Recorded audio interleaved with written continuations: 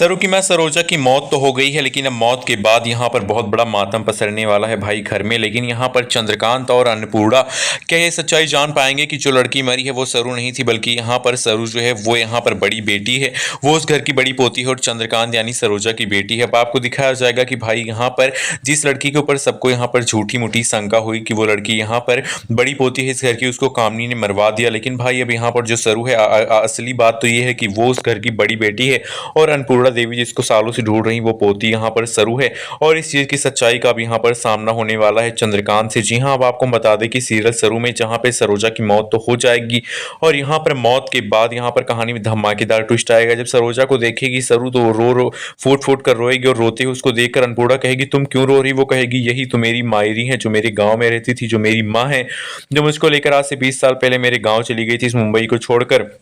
और ये जानकर सबके होश उड़ जाएंगे। अब अन्नपूर्णा देवी सोचेंगे कि जो लड़की मर गई फिर वो कौन थी, और अगर सरू इसको अपनी माँ कह रही तो फिर क्या है। अब यहाँ पर फुल्ला को बुलाने वाली अन्नपूर्णा देवी और कहने वाली क्या तुम्हें जानती हो। फुल्ला यहाँ पर जैसे ही सरोजा को देखेगी वो कहेगी सरोजा काकी है जो कि सरू की मायरी है, और उसको देखकर फुल्ला भी रोने लगेगी। तब अन्नपूर्णा देवी को पूरा विश्वास हो जाएगा कि भाई सरू ही उनकी बड़ी पोती है और यहाँ पर सरोजा की बड़ी बेटी है। अब भाई यहाँ पर सब लोग सोचेंगे कि फिर जिस लड़की की मौत हुई उसके पीछे किसका हाथ था। अब कहानी की सच्चाई सामने आ ही जाएगी, क्योंकि जो सरू है वो इस सच्चाई का पता लगाएगी कि आखिरकार उस लड़की को मारने वाला कौन था। तब सच्चाई सामने आएगी। लेकिन हम आपको बता दें कि सरोजा जो है वो मर नहीं सकती, क्योंकि अगर सरोजा मर जाएगी तो भाई उर्मिला को कौन रिप्लेस करेगा। उर्मिला और यहाँ पर कामनी से बदला लेने के लिए सच्चाई का सामना तो आना ही होगा।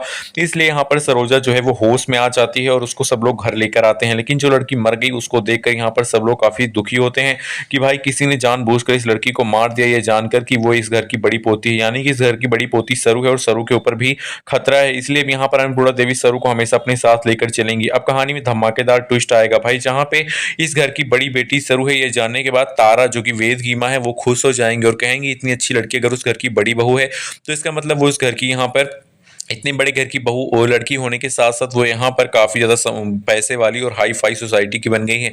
इसलिए मैं वेद की शादी के लिए सरू से बात चलाऊंगी, सरू की माँ से। अब आप देखने वाले हैं कि कहीं ना कहीं यहाँ पर तारा भी खुश हो जाने वाली सरू को ये जानकर कि वो उस घर की बड़ी बेटी है।